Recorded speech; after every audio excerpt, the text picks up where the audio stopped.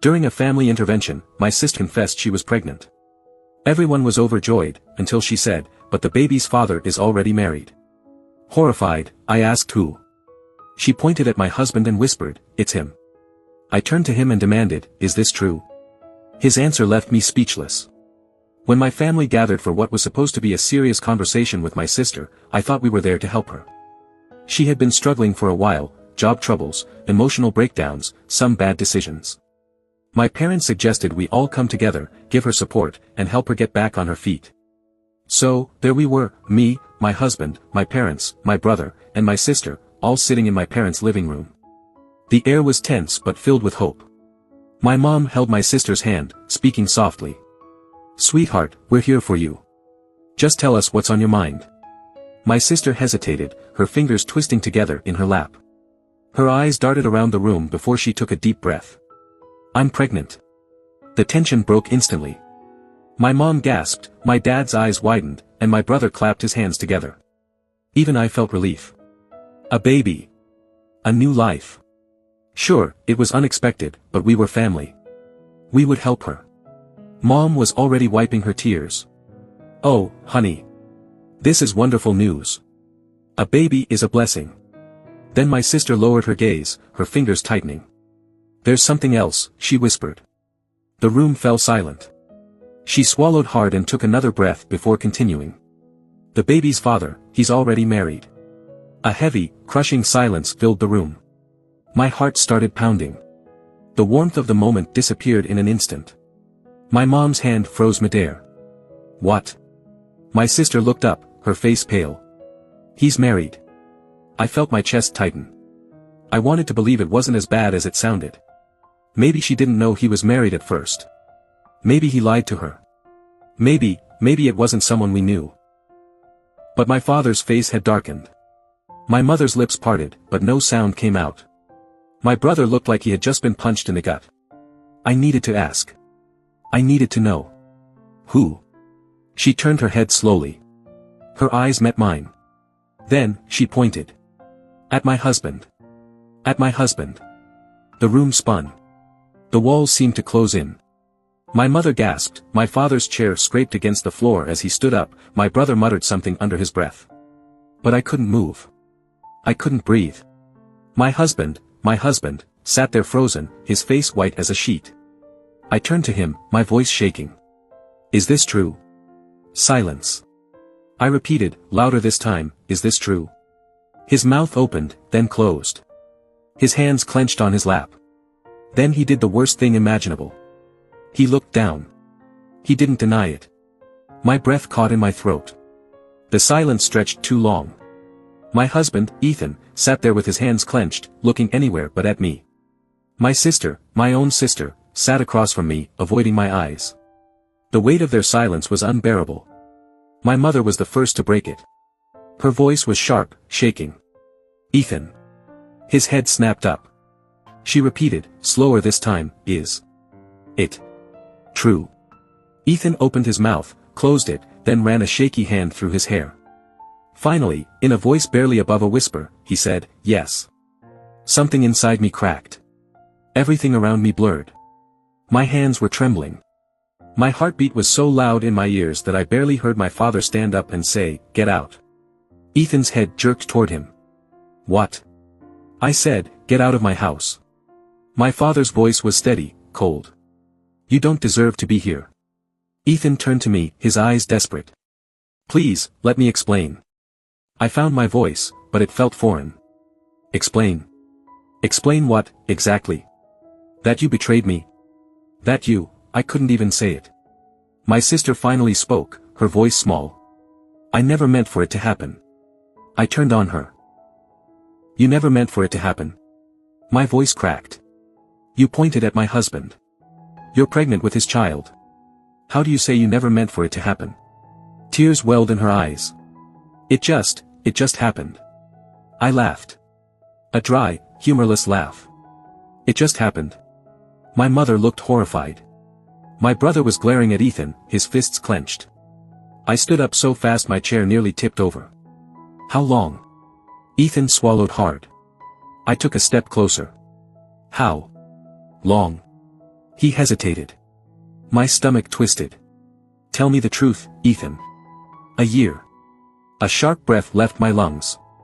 A whole year. 12 months of lying. 12 months of pretending. 12 months of betrayal. I couldn't breathe. A part of me wanted to scream, but another part, a stronger part, refused to give him the satisfaction. I turned to my sister. Did you ever plan to tell me? She looked down. That was my answer. My mother started sobbing. My father looked like he wanted to throw Ethan out himself. Ethan took a step toward me. I swear, I was going to tell you. I stepped back. Don't. His hands clenched at his sides. I still love you. Something inside me snapped. No, you don't. He flinched. I took a deep breath. If you loved me, this wouldn't have happened. If you loved me, you wouldn't have touched my sister. My voice shook.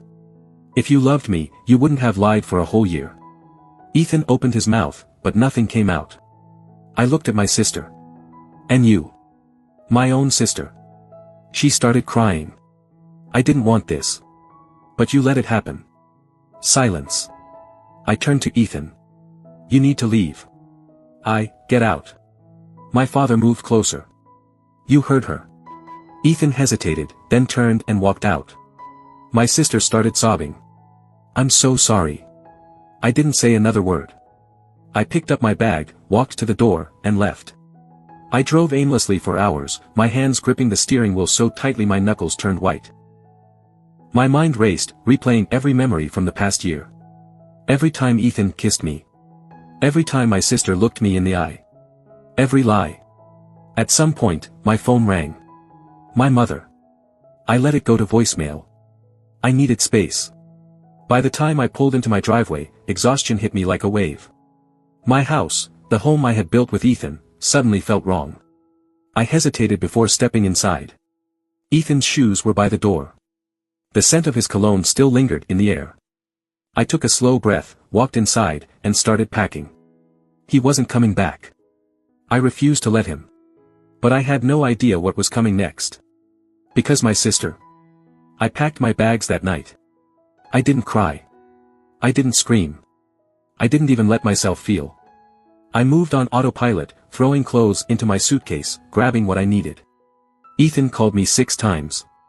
I didn't answer. The next morning, I met with a lawyer. If Ethan thought I was going to break down and beg him to stay, he was wrong. I wanted everything done fast. I wanted my name off the joint accounts. I wanted my house, my house. I wasn't the one who broke the vows, and I wasn't the one who was going to leave.